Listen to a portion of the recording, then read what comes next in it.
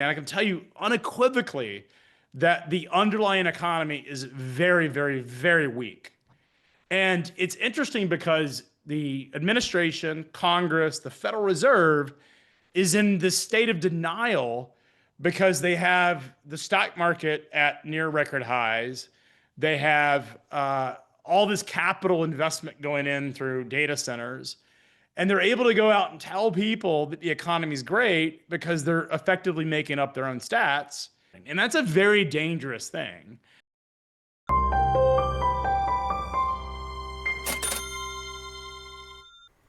Welcome to Thoughtful Money. I'm its founder and your host, Adam Taggart. The freight industry has long been thought of as the circulatory system of the economy. It's how things bought and sold through commerce get from point A to point B in the real world.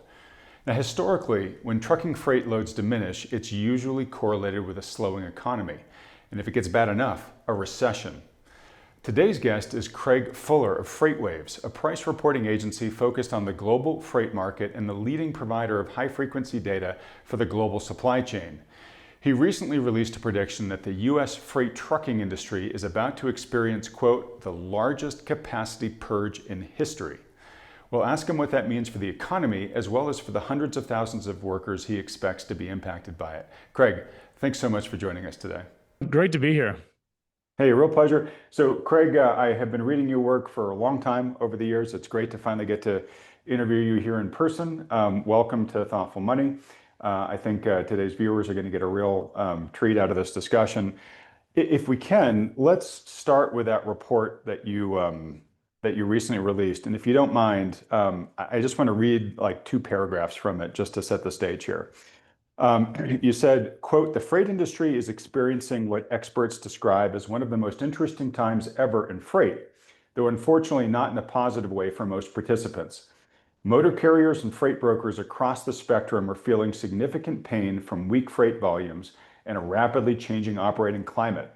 What we're witnessing appears to be the calm before a significant storm, with indicators pointing towards what could become the largest capacity washout in trucking history.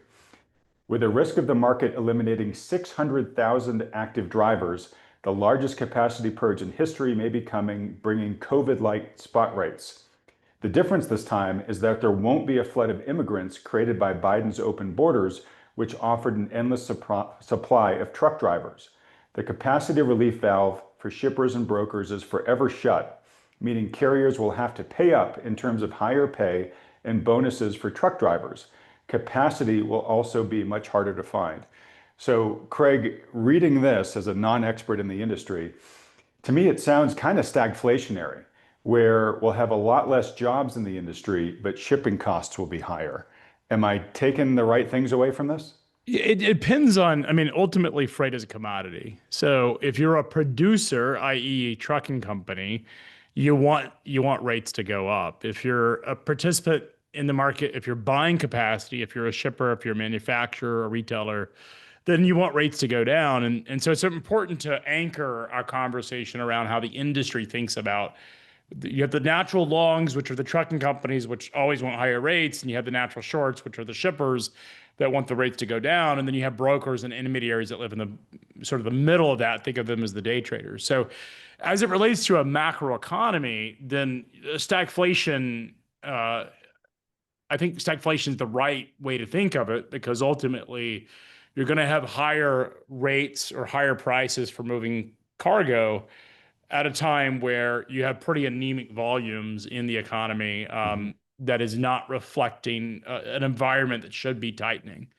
And so I think it depends on which side of that argument you take. Certainly, if you're a motor carrier, you want higher rates, but you also recognize that you have to pay more for truck drivers and so forth. Yeah.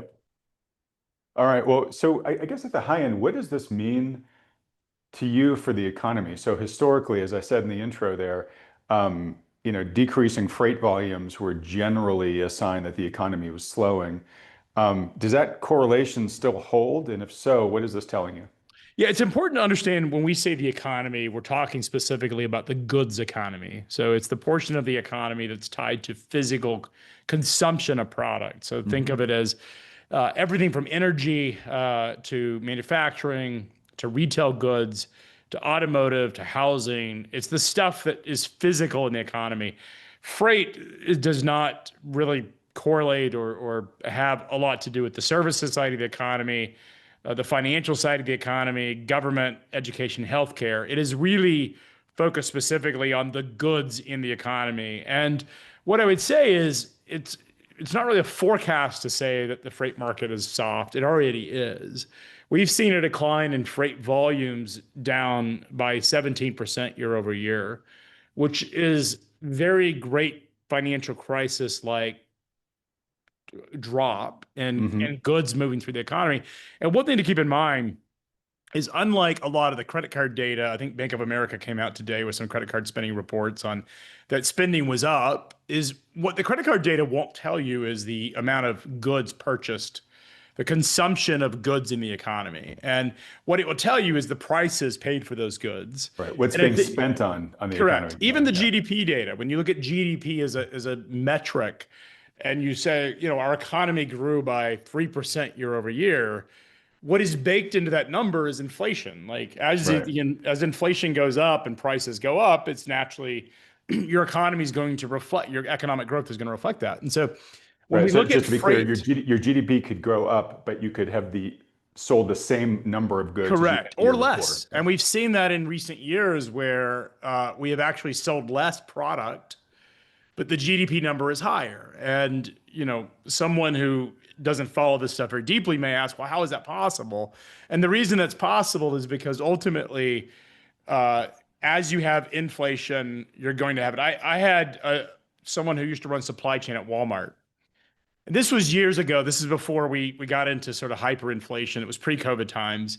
He made the comment to me that the retailers like some inflation. It actually is a positive thing for their same store sales models. So what they'll do is they'll report, our same store sales are up 4%, but a lot of times retail investors and even some institutional investors sort of miss, I think particularly when inflation wasn't on everybody's mind. So again, this was sort of anchoring pre-COVID times. What people often miss in that is that part of that growth is naturally baked into the economy because you have inflation. And so when you see a 3 to 4% growth in same store sales, what you really need to understand is what the volume of shipments or volumes of goods that went through that store is. And so when we talk about freight, what we're talking about is the activity, the movement of cargo through the economy. And one of the great things about freight data is that it foretells what's happening in the broader economy about 6 months before it sort of becomes, before the rest of the economy sees it. The reason being is that supply chains tend to be, there's a whole chain. The whole term supply chain, if I'm manufacturing good, I have to have raw materials come in. If I'm selling goods as a retailer, I'm bringing stuff into my warehouses and my distribution centers. That tends to be upstream to consumption. And so one of the really interesting things about freight data is it gives us a barometer, a real-time barometer, and probably an advanced perspective of what's likely to happen in the goods economy. And so we have been seeing an epic collapse in freight demand since Valentine's Day of this year. And when, a lot of it is just there's so many factors driving that. But it's what we're seeing in the labor market should not surprise anybody who's been watching the freight data. Like, it's interesting when you watch CNBC, Bloomberg, you listen to a lot of folks on various podcasts like yours and others, is that people are so tied into what the stock market is telling them, or they're tied into what the government employment data says. And I go on a number of, I speak, and oftentimes recently I feel like I'm sort of the odd man out because I'm on these panels or these conversations at these conferences, and you get people, and it's, you have 3 people on the panel, 2 of them and myself are arguing about how great the economy is. And they're always talking about how strong the labor market is. And then here I am talking about how bad the economy is. And it's interesting because I think the labor story is starting to catch up where the freight data has been telling us. And freight doesn't lie. The thing about freight that's very different than sort of retail purchasing and other type of economic indicators, even different than any type of commodity, because freight's ultimately a commodity, is that people do not purchase freight movement unless there is demand on the other end. And so people are not moving things around for practice. Yeah. But you do have inventory anomalies that happen in companies where they will take possession of a lot of product or they'll discount heavily to drive sales. What we look at when we're looking at freight is the activity, the throughput, the liquidity of goods moving through the economy. And that's why it's such a really reliable barometer to understand the underlying activity. So, we've heard of this term K-shaped economy, where we've got some parts of the economy that are just white hot and on fire. AI, good example of that. But other parts of the economy that aren't. And so I know it maybe sounds relatively simplistic, but it sounds like we can kind of say that, all right, the real goods economy is kind of on that downward shape of the K right now. And while GDP growth might still be decent, that might be a factor of the white hot upper half of the K keeping things looking elevated, but the kind of the real world economy is not necessarily doing so hot. Yeah, I think that's exactly what's happening. And I think it's important to unpack what's actually important in those numbers. So we see the hyperscale, the amount of capital expenditures, I think, is larger than any point in history. And in terms of the amount of capital by private enterprises, not the government, Yep. but private enterprises and building capital infrastructure. And these are companies that have massively strong balance sheets and substantial cash flows, where that is driving a lot of the activity in the GDP number. It's driving the stock market. But combined, all of those hyperscalers employ 2 million people. And that includes Amazon's staff. If you take Amazon's entire employment, 90% of the people work at Amazon work in a distribution center or warehouse. I mean, but it's hard to understand how many, when you look at Amazon's data, how many actually work inside their AWS hyperscale business. But if you look at the entire, and I think, like I said, a 2 million is a very generous number because a lot of those jobs are not in the hyperscaling AI parts of the businesses. Even at Microsoft, it's people that are doing customer service for Microsoft Word or something, right? And so when we look at the number of people employed by the hyperscalers, it's 2 million people total. When we look at the goods economy, taking out retail, but taking it and looking at the parts of the freight market that are really struggling. I want to explain the retail story here in a second, because most people, when I say freight, they automatically think about their own experiences through the lens of retail. But there's some important elements in the retail story that I think will actually be pretty revealing. But when we look at auto, energy, housing, and manufacturing, and then combine the transportation and logistics employment numbers that are a part of that ecosystem of those categories, they employ 35 million total people. So we have an industry that is in a pretty significant recession. Those four industries, maybe five if you add transportation and logistics in that is experiencing severe economic distress. And they all have their own story. The energy problem is that oil price, I mean, this is great for consumers, but oil prices are at basically a break even or slight margin basis, where if you're an efficient oil producer, you're able to make a profit. It's probably a great environment for someone who's, because it's not a boom bust. We're not at a situation where they're making so much money that it drives new entrants, but it's also, they're able to make a profit. But it's a pretty soft market. There isn't a lot of activity going on in the oil sector because of the lack of confidence in the direction of oil prices. So it has its own issues. Then you get into like automotive. That's a credit problem for consumers. They can't afford to buy a car. Housing, I'm sure you guys, this gets taught ad nauseum. I've had a lot of housing experts on here talk about how the housing market's frozen and broken. Yep. And so all those markets drive freight. And so if you think about that, they employ 35 million people. And we're all excited about the 2 million people that are a part of these hyperscalers. And so the underlying part of our economy, it is a very K-shaped economy. And the other thing to keep in mind is that as people get wealthier, they don't tend to buy more products. They tend to spend more on products. And so a wealthy consumer is going to eat the same quantity of food on a weight basis Yeah. as an affluent. One may get a filet, and one may end up getting a McDonald's hamburger. Effectively, it's a meal of one. It doesn't matter. And so then you think about the consumption of people that are super wealthy, they tend to, even if they're buying things, which we certainly are seeing in the data, they're buying more expensive things, but they're not buying more of the expensive things. So when we talk about the freight market, what we're specifically looking at is the entire activity across the economy. And so whether it's affluent people or poor people or people that are living at the sort of in the median side of America, what essentially matters is the total activity. And I can tell you unequivocally that the underlying economy is very, very, very weak. And it's interesting because the administration, Congress, the Federal Reserve is in this state of denial because they have the stock market at near record highs. They have all this capital investment going in through data centers. And they're able to go out and tell people that the economy is great because they're effectively making up their own stats. I mean, they have some foundation, but they're effectively, using this data as a way to sort of dismiss the economic weakness that everyone understands that's happening. And that's a very dangerous thing. And the reason it's dangerous is that these are the people that could do something about it. The Fed and the president and Congress, if they actually accepted the fact that the economy was incredibly weak, then they would do something to sort of drive activity, but they're all in denial. And I don't even know if it's a matter of that they've selected the data they want to hear, or they're so disconnected from reality.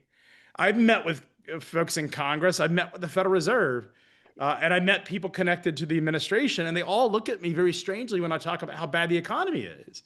And I believe they sincerely believe it's strong. They just are in such denial using a select amount of data that they don't even understand that a large portion of America is struggling. So last I checked, our GDP is 70% consumer spending driven. And while the hyperscaler spending is really kind of distorting that right now, we are still largely a consumer spending driven economy. So when the majority, it seems, is falling further and further behind, right? They're gonna be reining in their spending as they can afford less going forward. How right now it's sort of like we talked about earlier, the two ends of the K are kind of averaging to a number that looks decent, to somebody from a distance. Is that sustainable? I don't think so. I don't think you can. I think you end up creating, and this gets almost philosophical in some ways, but you end up creating so much social tension in the economy because you have these people that are doing exceptionally well. And if I post something, it's interesting because if I post something on my X account about the economy, I get a lot of people attacking me that I know nothing about the economy because they're talking about the GDP now data at the Atlanta Fed or Right. or Or they're looking at the report stock market and using that as a proxy, which is such a bad thing to do. And the problem is that people, so you have this underlying base of employment because the majority of people are not working for hyperscalers. Right. And the vast, people love to talk about the dollars spent on manufacturing capital deployment. The vast majority of that money is going in three buckets. Number one is it's going into NVIDIA to buy microprocessors. The second bucket is it's going into companies that build data centers. And the third bucket is it's going into the power grid. But that's effectively all of the economic growth and activity that is related to hyperscalers is going into those companies. Now, the hope is that all of those investments are infrastructure, and I'm talking these language learning models and AI, and that infrastructure will drive productivity growth throughout the economy. But as we've seen many reports, it's not happening in the places that it needs to be happening. The companies that are benefiting from AI are not the companies that make up the employee base that I've referred to. Like AI is not helping build houses faster. AI is not helping, perhaps some automation inside of a factory is helping, but it's so marginal. Where most of the AI gains are in industries that are frankly uh, white collar jobs, anyways, and there's a lot of question about whether we're helping or hurting those industries to begin with. And so, I look at this and think it's somewhat shocking how disconnected from reality, again, the folks that could do something about it really are. Yeah. Well, we'll get to that in a bit, but to your point there, I think you used the term hope, right? So right now, this is not um, we're not at the productive return on investment stage of this, right? Instead, we are making a big investment, and there was a lot of hope that it is going to have huge results. And I don't think, too many people doubt that AI won't be significant in the long run, but we don't know what we're going to get from this spending yet. And there's two elements I want to talk to you about that. One is, I mean, at some point, we'll have built out a crap ton of data centers, right? And the wave of infrastructure spending will be over. There's going to be a big question of, okay, so where are all the incremental, revenues and profits that are going to come from this, right? We don't know. That's a big question mark. Another big question mark, which to me personally, I could be wrong. To me, I feel I've got more confidence in predicting this. There's going to be a lot less jobs needed going forward in an AI economy, right? If they achieve the goals, right? Yeah. Like that's the sort of irony of all of this, is that if these AI companies are successful and achieve what they claim that they will achieve or believe, and I don't know that I certainly, as a founder of a tech company, you sort of believe your own press or believe your own, you have to Yeah. fundamentally suspend reality for to run a business. That's what being a founder really is you have to believe that something can become that isn't. And so if we take them at what they believe is going to happen, then it certainly will displace tens of millions of jobs in the economy, because that is what it's all about. I mean, where I do see, we use AI in some of our applications, and where I see AI work really well is where there is cost efficiencies. I don't see AI today, at least what I've seen, is that it's developing new revenue streams for companies. Now, if you're an AI Mhm. company, it's developing new revenue stream, but most companies are not AI companies. And the AI tool set is meant to be a cost efficiency. It's meant to make a business more efficient. And there are use cases, even in my own business, where I can point to things that we have built using AI, or we use AI to make our business more efficient. And there's absolutely cases where we did not hire an employee because we were able to automate this role, or we had someone leave and we didn't have to replace them with another employee because we found some productivity gains through technology. That is happening. But that's the case that these AI companies are effectively making to America, is that all of that capital investment is going to deliver returns. And unless there is something new that they're growing, some new part of the economy, some new product iterations, it's a lot of it's going to be the fastest return on investment is in cost savings. And I think most businesses are thinking about AI in that lens, not thinking about how it can necessarily help them grow their business. Or add new products. They're thinking about, can I use this to cut cost? And I think that is the scary part, is this is an automation technology that should improve efficiency, but not necessarily add new jobs. So let me ask you this then. So I mean, just what's your concern level right now that in the near to midterm we could have a realization that, okay, the brunt of the AI CapEx spending has been done, and we're realizing that it's going to take longer than we thought to get the incremental profits out of this than we all thought, while realizing at the same time, whoa, the rest of the economy is doing really bad. And so you kind of have the worst of both worlds. You don't get the short-term boon from AI you were hoping for, and then you realize that the rest of the economy is worse than you thought. Yeah, Adam, we're sort of outside my lane, because me predicting when the stock market will catch up to reality as it relates to AI spend and return on investment, I don't know. There are people who profess to be much smarter Sure. I don't need at to those win. I'm things than just I saying, do. are you worried that because we're talking about we're masking the downside of the K right now? Yeah, Do I you think at worry that we're going some to get to a point point, where we realize, whoa, wait a minute? well, I think at some point we are going to recognize that the underlying part of the economy, the goods economy, the Main Street economy, if you will, that those businesses are struggling mightily. We're seeing a rise in bankruptcies, some of it tied to overexposure and leverage, and we've seen that with like First Brands and other companies. We've seen some subprime auto lenders that have gone out of business. We're going to see a lot of bankruptcies, I believe, in businesses that are tied to the portion of the economy that I tend to focus on, which is the goods economy. Consumers are struggling. Housing builders are struggling. Real estate agents are struggling. Auto manufacturers are starting to struggle. And the more we see of that, and there isn't a course correction, then the worse it's going to get because it compounds. You know, when an auto plant shuts down, and we've seen this just in recent days, where the auto plants are mothballing factories. They're not building cars or trucks, or they're cycling off a plant or abandoning projects entirely. They're doing so because it's in their economic interest to do so. And when they do that, they end up, laying people off, and those people aren't consuming goods.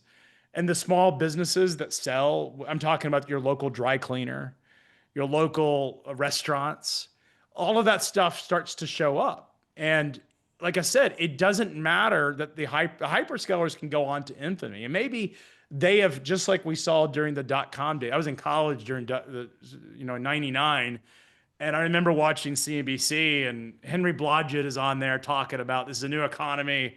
It's totally different. And it reminds me of what happened back in '99 and 2000. Mm-hmm. It was these, the internet broke all the rules, and therefore we should ignore the amount of speculation going into the economy and into the markets. I hear a lot of the same arguments about AI, and I know this has been covered extensively. But when I look at the underlying economy that I am exposed to, that I am far more qualified to talk about, then I see material weakness that is not getting better. And the irony of all of this is, and I voted for Donald Trump. I was supportive. I thought we would have a one and done tariff policy against China. I thought he would come in and hammer the hell out of China and ignore the rest of the world and say, you're all my friends, and we're going to go build a global manufacturing base, and we're going to cut China out of the system. And that's what I think many people who were voting for Donald Trump's industrial policy thought they were getting. I know I'm going to get some hate mail after this from people saying, you caused this. That's what happens when you admit you voted for him. But what has happened is the manufacturing base has been destroyed. And we were promised that we were going to get a renaissance in manufacturing, and we've gotten the opposite. Is that the very parts of the industry and the industrial economy that we were supposed to see a renaissance, we're not getting it. And so that is the frustration. And at some point that will compound through the rest of the economy, because at some point, unless we all want to be working for a hyperscaler or have 7 businesses that run the predominance of our whole economy, we cannot survive on 7 companies doing well and everybody else left out. It just won't work. They just won't work. And just again, to their point, I think their business models largely are looking at how we can grow with fewer workers going forward, not more anyway. So they probably don't even want us. So, okay, we're all going to be told to do what on a computer. Maybe this is what it, I'm not going to set off some people thinking I'm a conspiratorist. I'm not big into conspiracy theories, but it does strike you as somewhat shocking how distorted everyone that can actually change the way that the economy operates, that has the power to do something about it, are so caught up in this narrative that's just a lie, that the economy is doing great. It is in one sector and maybe a couple of small portions of that sector, but it's not. Yeah. It's not anywhere else. So let me dive into a couple of things, and I'm sorry to have made it a lot about AI, and we'll probably still talk about it a bit, because it is an important element here. And I will say, look, I in one sense I get it from a national security perspective. If they have determined that winning AI, the IA race, has the same priority as winning, say, the nuclear race, like I can understand that. You know? So I have to say I agree with everything they're doing, but I can understand them just saying, look, this is the one thing that we got to do whatever it takes. I don't think that's it. And I think that is a justification to justify the money and the amount of money that's going into these businesses. These are highly influential companies that have an enormous amount of money to influence policy. Yeah. And if it was strictly a national security issue, then I think we would talk about more investments in the grid, which is going to need to be there. And when the conversation's happening, we would talk more about, and we're doing it. The administration is certainly doing things around rare earth minerals and processing plants, but we still need a manufacturing base. I mean, what won World War II is the fact that car factories were able to produce tanks. We produced 500,000 airplanes during World War II. Like, you win wars through supply chains and you win wars through manufacturing. That's what it will take to win a war. And if this is truly a national security policy, then we would be driving billions and billions upon billions of investment into the goods economy and trying to drive to prop that up, and that's not happening right now. Well, so let me ask this question, and it comes out of ignorance of the details, but the Trump administration, and again, I'm not here to argue any partisan side, but the Trump administration, I think, would say, "Hey, Craig, look, like, what do you think we're trying to do with all these trade deals and tariffs? And we're trying to basically bring foreign investment back into the U.S. and tell people we're going to tariff you unless you build your cars or your whatever here in America, in American factories, American workers." And this stuff just takes time, but we're going bananas on it. We've been running all over the world for the past 6 months doing it. What would you say to that? Well, if it were working, the data says it's not. I mean, I think on its surface, the narrative is there, and perhaps the intent is there. But when you look at the data, we are not driving manufacturing. There's no manufacturing renaissance happening. In fact, if you go back to the first quarter and when Donald Trump first took office, it was daily, it felt like. He had some CEO of some company that was talking about $1 billion plus investment in America. And some of these were like $100 billion or whatever. We're not getting a lot of those announcements because companies have moved to the sidelines. They moved to the sidelines because there's massive uncertainty. They don't know what is next. And the issue is, if you're going to build a plant, and let's say it's $1 billion, and you still source material from all over the world because raw materials do come from other places, if your tariff is 10%, that's one thing. But if you can't predict what the tariff will be 5 weeks out or 5 years out or 2 years out, whenever your products are going to come in, it makes it nearly impossible to have the confidence to make investments. And that's what's happening is companies are not hiring. They're not expanding their operations. They're not making the kinds of investments that would suggest that there's a manufacturing renaissance. And companies that want to make those investments, that want to actually produce, to put manufacturing in place, are not doing that right now. And we have not seen the administration come out in recent months bragging about all the investments that are coming in from X company that's going to build a manufacturing plant. It's few and far between. In the first couple of weeks of the administration, it was almost every day. And it was because so many people were confident that they understood the policy of what Donald Trump was going to do. And there was certainty and confidence that that's the direction it was going. But we've gotten so much instability in policy that it's hard to keep track of it. And it's just sapped anybody wanting to make long-term capital investments. Okay, so the intent may be there, may not be there. Maybe reshoring is riding the rescue. It's just going to take longer than we think. Maybe not. We don't know for certain. What we do know for certain is that freight volumes are anemic, and that freight volumes are anemic, and it's very easy looking at the data that we had to tell that it's not retail goods that's the problem. It is the manufacturing. It's auto, it's energy, and it's housing is where the problems are. It's that portion of the economy specifically. It's not retail. Retail is basically flat. So we are not seeing erosion in the quantity of goods purchased. We did in October. We were actually up 7% year over year in goods purchasing or goods shipments through September. It dropped back to basically flat in October. A lot of that's probably related to SNAP benefits and government shutdown and things like that.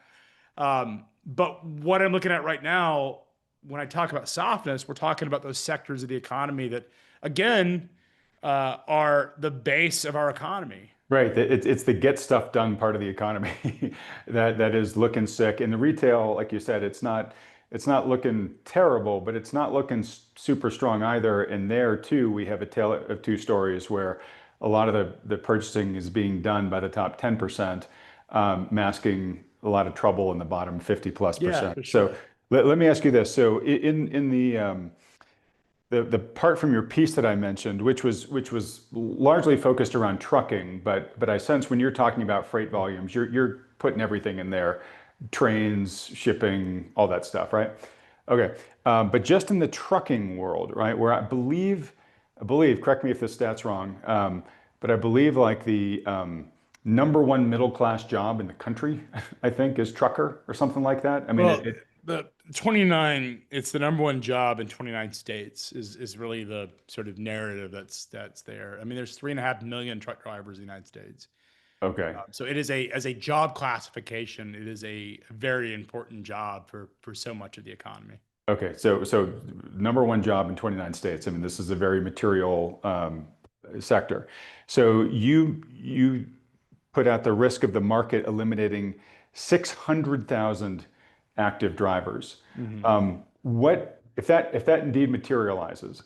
What are the knock-on effects of that? Right, because that hits consumer spending not just from those 600,000 drivers, but also all those businesses that depend on you Well, mentioned the corner coffee shop, the gas station, I think it's whatever. important to know what those 600,000 drivers specifically are. We're talking about Sure. immigration, immigrants that drive those trucks. And so what's happened is that we've had such a sort of liberal, and this is not a political conservative liberal, but a very liberal orientation over the last, say, 9 years. Certainly, even during Trump's first administration, there was a belief that, as it relates to trucking, is that these jobs are the types of jobs that immigrants should be able to drive trucks, and the the federal government, as well as a lot of the constituents that are in trucking, believe that allowing foreigners to drive trucks was a positive development. Is they Sure. Well, for them, cheaper labor, for the cheaper labor. administration, you absorb all these illegals that are coming in or They all bought immigrants into that are this coming in. narrative that there was a driver shortage, and they bought into the story that because of this perpetual driver shortage, that we needed to basically open up truck driving jobs to anyone. And they eliminated the barriers to entry. They eliminated the training requirements, the qualifications. I mean, it's actually quite disturbing when you hear how easy it is to get a CDL and drive an 80,000 pound truck down the Well, highway. we've been hearing a number of nightmare stories about that now with, folks that don't even understand English getting into, But that's not even the terrible half of accidents. it. If that was it, if the person didn't understand English and we stopped there, then that in itself is not great. But that isn't the worst thing that has happened. The industry in 2021 came out with the Federal Motor Carrier Safety Administration came out with new guidance that eliminated the training requirements for truck drivers. And Oh my basically, goodness. there's 2,000 registered truck driving schools across the country. They basically the feds came out with a new database that means that anyone can certify that. Like you and I, Adam, could open up a truck driving certification program today. We could have a YouTube video and we could start certifying. We register. We go to the federal registry, and we say that we have certified that Johnny has completed the requirements because he watched a couple of YouTube videos. Never been in a truck. Johnny's never been in a truck, never driven a truck. Probably doesn't even know what a fifth wheel is. I'm sure many of your listeners don't, but truckers will know what that is. Mhm. But has never even set foot on a truck. And as long as he can pass the CDL test, then he's on his way without any standards for what was required of them. Right. Or And pay someone to take it for him. pay someone to take it for him, which happens a lot. And so we've had so much fraud propagated that it's made it so easy. And look, this is a natural phenomenon: is you have immigrants that are coming from some of the worst places in the world. Look, if I were, I have an enormous amount of empathy for immigrants who come over, who were born in circumstances not of their own choosing, who just want a better life and are going to. We would do the exact same thing. I would do the same thing. I don't begrudge them at all. And but trucking is the type of industry where you don't have to interact with your employer on a regular basis. There's a lot of ethnic sub-communities in trucking. So if I am a Hispanic driver, there's plenty of trucking companies that are owned by Latinos.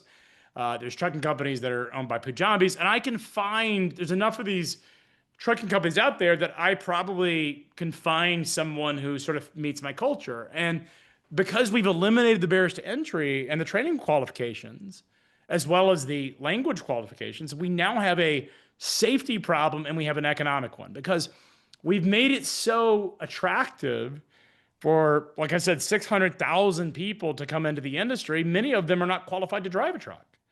And the scary part is they're driving down the highway. Like, it's insane. They're driving 80,000 and they're getting pounds. into accidents. I mean, we're seeing some of these horrific They accidents. are, and it's going to continue to it doesn't.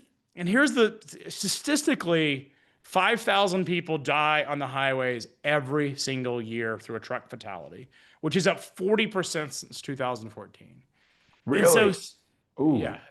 And a lot of it has to do with, again, we're eliminating the barriers to entry. Right. It's untrained drivers or poorly trained drivers. Yeah. It's poorly trained drivers, unqualified drivers. And here's the crazy part is, even if someone took a CDL test and someone had some degree of CDL training, that does not qualify that person or prove that that person is proficient to drive a truck through a mountain pass or a high wind or a snowstorm or a flooding, or heavy traffic in the middle of Los Angeles. They have not done anything to prove that they're qualified. And because we've lowered the barriers to entry and made the standard so weak, what has happened is, and at the same time, our immigration policy has been effectively open borders. You've just made it so attractive for people in the industry to get in. And that is like the legit side of the world. Now let's get into a lot of illegitimate things that happen in our industry. There's a large number of truck drivers that come over here on guest visas. So we've talked about assuming that the driver has the immigration papers, because that was the other thing, this thing called non-domiciled CDLs, which when I first heard about, I did not believe was a real thing. I was like, this can't even be real. And this was like up to a year ago, I didn't believe it was real. It was trending on X, and the people that were asked, I was like, you're just xenophobic, man. Get over it. You don't like the color of the skin of the person driving the truck. You just need to get over it. But what we've now learned is that this issue is so pervasive that and this is in 2019, is that the government issued guidance that said you could issue something called a non-domiciled CDL, which meant if I lived in one state, it was really for the military, for people that were perhaps based in one, that their home was California, but they're living in Texas, that they could go into the state DMV and not have to be a resident of that state and be able to get issued a CDL. That was the original intention. But what they did when they issued the guidance, they actually said foreign drivers could be issued a CDL so long as they proved that they had work permits. Well, we all know what happened, because certain states, including Texas and Florida, it doesn't matter, conservative, but it wasn't just California, but California and Illinois were just pervasive, did not ask the question, do you have a work permit? And oftentimes did not require the drivers to ever go through a CDL test. Oh my goodness. And so they would issue a CDL without verifying the person had a work permit, so they didn't have a right to work and didn't have the right paperwork or the training. So this is what happens.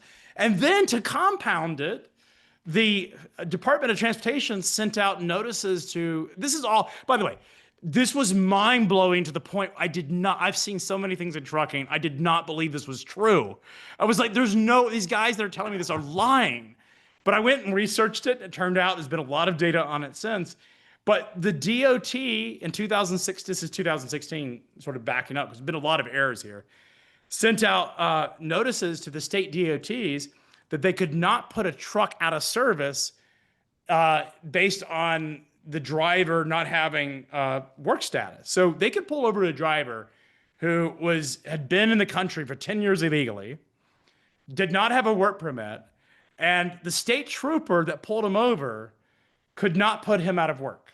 My goodness. And so there's no enforcement. And so it was great for these guys because you're much more likely to see, even when Biden was in office, you're much more likely to see ICE raid your chicken factory than you are to see him go to the truck stop. And that's what happened. It became such like a legit job. And then you get other things like people that come on 90-day visas for tourist visas that are also driving trucks. I've got stories of companies that were trucking companies that remember, there are no requirements of what we do to have a CDL school.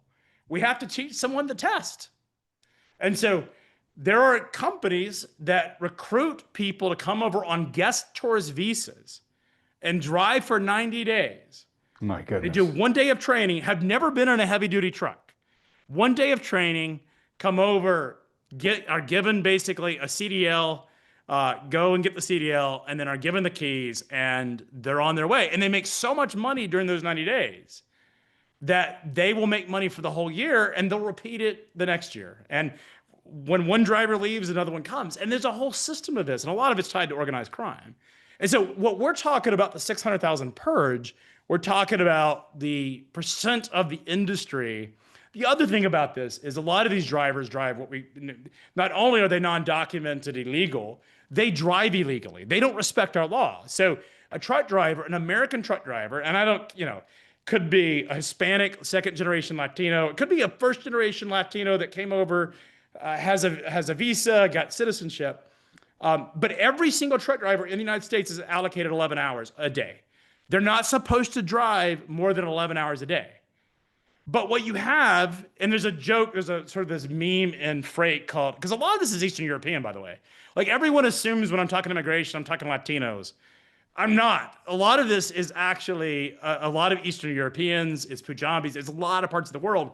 But there's this saying in trucking, strong solo Sergey, which is the meme is this guy from Serbia who can drive 20 hours a day because the joke is he's a strong solo.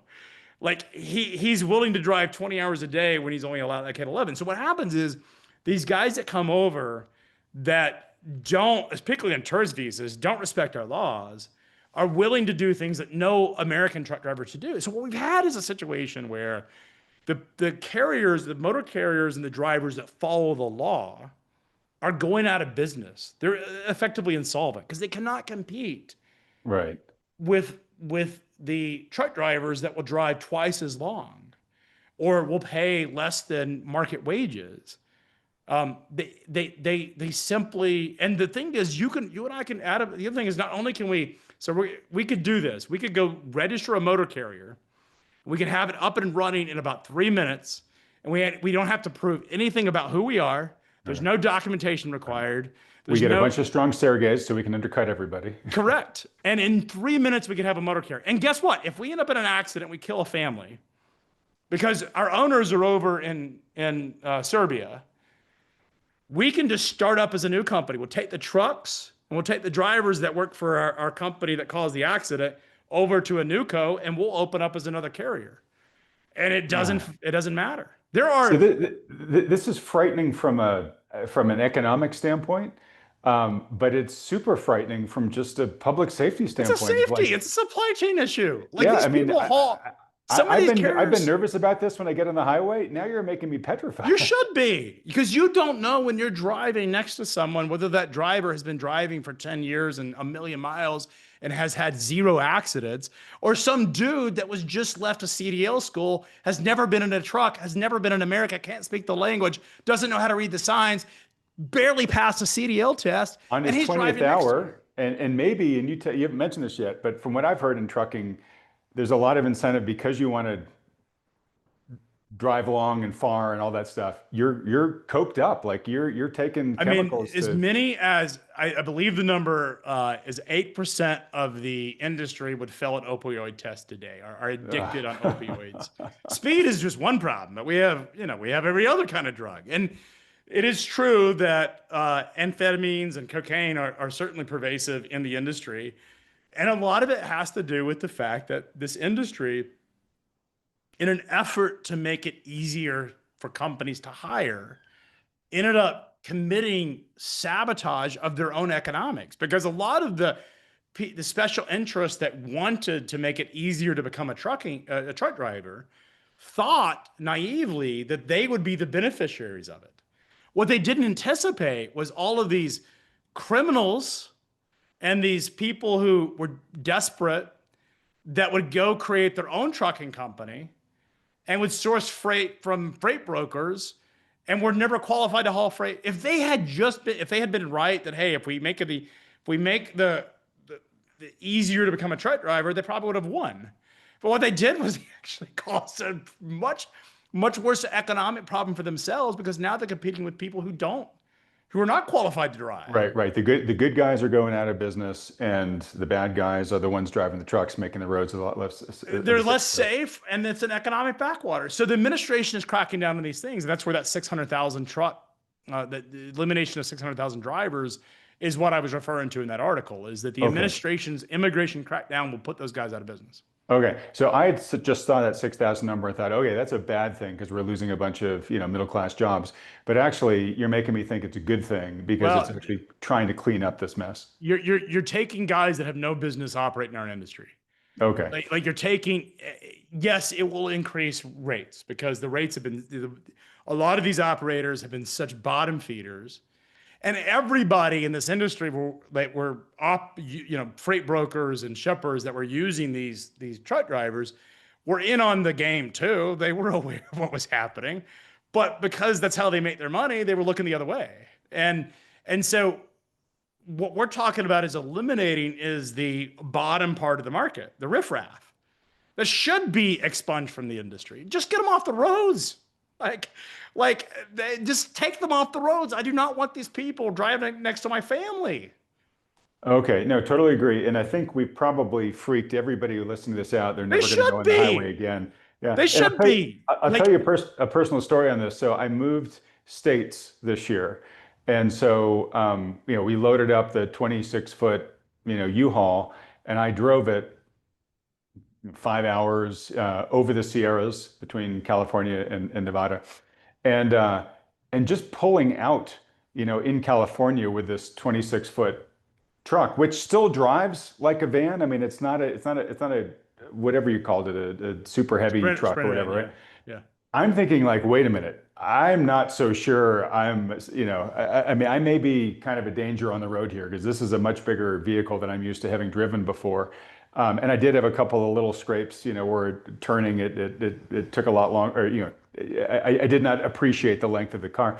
But going up the Sierras, bad weather came in, right? So all of a sudden, winds and rain, and this thing's kind of hard to handle. And I'm just thinking, like, I can't believe they just asked me for my driver's license and then let me take this massive, heavy weapon out on the road, and nobody's put me through any requirements.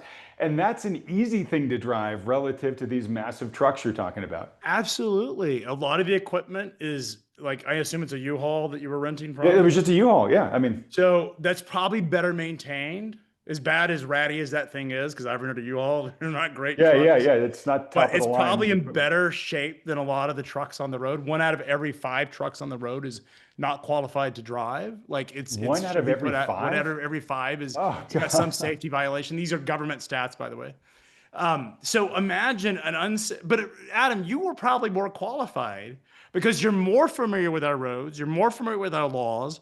You speak the language. You were probably more qualified to drive an 18-wheeler than a portion of the industry that's driving down the highway making a living. That is frightening. That is so frightening. And you're doing it for, you're probably well rested. You're doing this over the course of a couple of hours, maybe a couple, like at most a day or two. These guys, this is their lifestyle. Many of them, it was years ago, I was having dinner with the Federal Reserve. They do these beige book interviews, as I'm sure you know. And the conversation of homelessness came up because there's a pervasive homelessness problem in the United States. And the Fed Beige Book lady who ran it out of Nashville started talking about truck drivers. The Fed had identified that truck driving, because they can live in their truck, is a way to sort of deal with homelessness. Is effectively you're taking people off the road, off the streets, and putting them into the trucks. And that's exactly what's happened is some of these immigrants have come over, quite a few of them. They don't have housing. They live in a truck. They drive 3 people in a truck and they're driving down the highways. They're not qualified to drive. You should be outraged. You should be. Like, I'm not saying stuff to outrage people, but here's the reality is there will be more accidents. We're going to hear more about the immigration problem. And the reason being, even if statistically the immigrants were safer, which they're not, but if they were, it still would happen because inevitably, statistically, there will be an accident this week that will be caused by an immigrant truck driver. Just the numbers alone will do it. And the administration needs something that they can go and talk about the immigration problem that will outrage people. So we're going to hear a lot more about this immigration problem in trucking for a long time because it is a very safe argument that most rational people would agree that we need unsafe truck drivers off our highways. And some of these immigrants are not qualified to drive. And so even if they were safer, which they're not, there will be accidents that include them, and you'll hear a lot more about it because the administration, it's a very safe argument. It's very different than showing up at at a construction site and arresting a bunch of Latinos that run off the site, or taking somebody out of their home where their kids are there. That's a very bad look for the administration. But taking an unsafe driver off the road, that is something I think most Americans would support, and that's why I think we'll hear a lot more about it. All right, so I got to imagine just about everybody watching this video is for safer roads, right? So it sounds like this purge is underway, where they've agreed, okay, look, whether it's 600,000, whatever the number is, we want to get rid of the drivers who are unqualified. Is that going to happen, or is there something that concerned citizens watching this could say, hey, is there a line they can call or someone they can write to say, I'm throwing my weight behind this because I don't want to be fearing for my life when I'm out on the road? I mean, there was a court case. Effectively, the only thing stopping the administration and immigration are the courts, and so there was a DC court, federal court did rule that the Department of Transportation could not reject non-domiciled CDLs, and so these are people who are non-U.S. residents getting CDLs. That did happen. So they put a stay on it. That will be litigated. That's for someone else who's more. It's a brand new case, but I think what will happen is that the insurance companies, the shippers, are going to start mandating that the people that pick up their freight are qualified to drive that are non-domiciled CDLs and can speak the language. And I think that is going to happen. The English language proficiency rule has been around since the 1930s. It was not enforced up until recently. And to me, that seems like the courts have because that is already on the books. It's not been contested. And so I think that if you are outraged at what you hear, as you should be, you need to have conversations with your congressmen, because they're the ones that can pass laws, even if the court system's okay. So this is it's not a fait accompli. This is still a write your congressman and lend your voice. Yeah, unfortunately, yeah, because we all know how that works. All right, let me go tangential here on the same topic. So hopefully this gets cleaned up, whatever, right? Hopefully the trucking system gets the reform it needs here. That said, going forward, I think one of the more common predictions about trucking is that it will eventually move to a zero human or low human state where, in theory, long haul trucking probably should be one of the easier things to automate, right? With self-driving technology, right? And maybe it's as simple as you just have a lane that's dedicated to just self-driving long haul freight, and it's going wherever it needs to go to some, what do they call it? Droyage or whatever, location. A dray operator, yeah. Yeah, where, whether self-driving happens locally at the endpoint, who knows, but certainly kind of long distance point to point. I mean, it kind of makes sense. Is that where it's headed? Eventually, but I think we have to be very careful to talk about eventualities. We're probably talking 2040. It's a decade out before we see point-to-point autonomous. Okay. Like, I did a New York Times interview, and I believe it was 2017. And in fact, I don't have it, it's somewhere here. The prediction was that we would see autonomous trucks. I didn't make this prediction, but it was made by the New York Times author had interviewed a bunch of people, and the prediction was we would have point-to-point autonomous by 2020. Mhm. And when that article came out, I think it was like 30 venture-backed companies that were in autonomous trucking, and now there are two. And so what we've seen is the promise of the technology is certainly there. This is both a technology issue, but also a regulatory one. And we've talked about how many jobs are tied to trucking.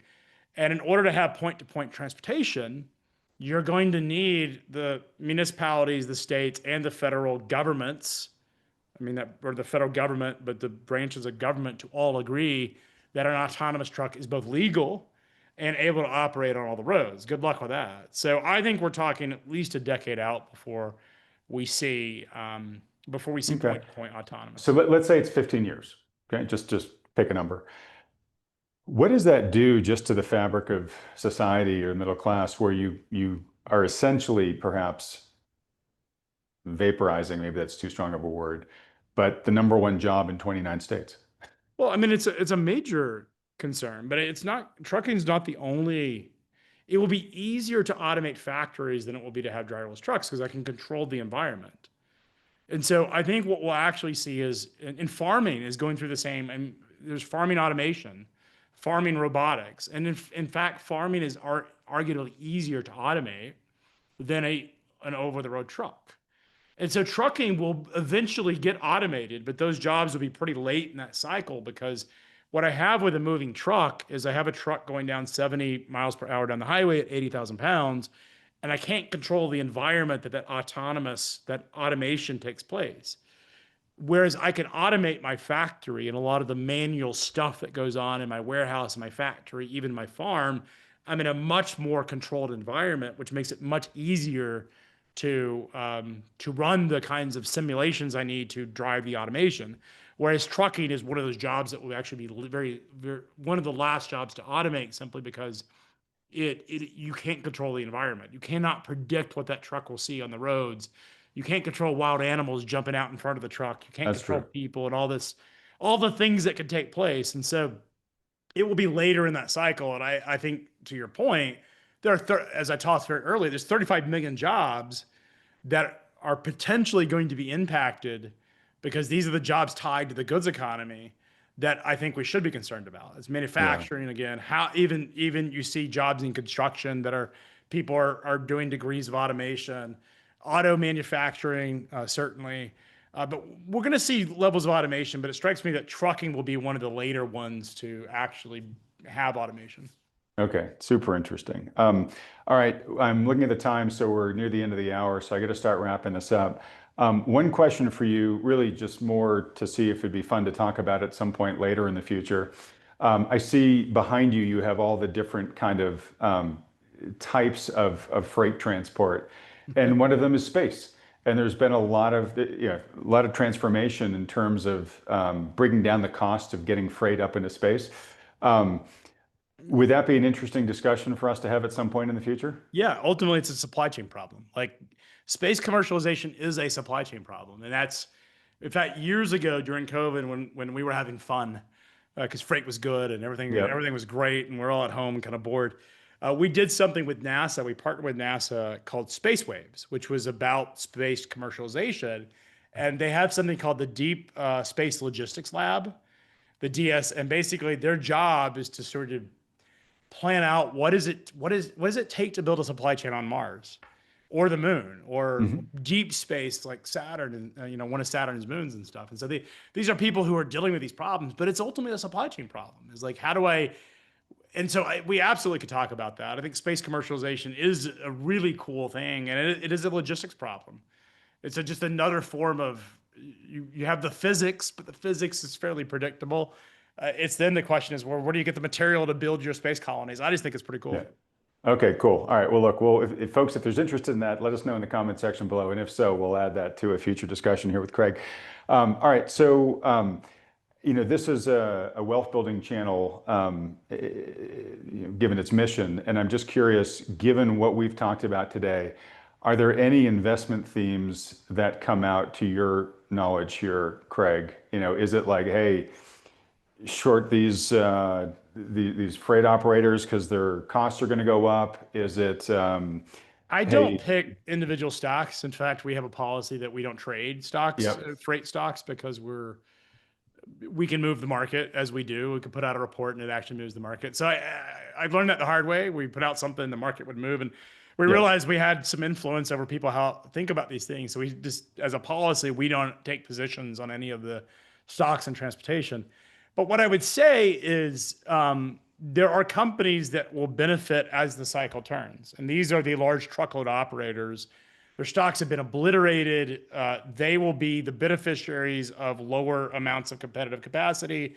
So as we see the immigration and regulatory environment change for trucking, then the larger asset-based operators will be in a much better position to benefit from that. I think the railroads are great long-term investments. Warren Buffett figured this out 10 years ago. Hmm. People were predicting automated trains and autonomous trucks would destroy railroads.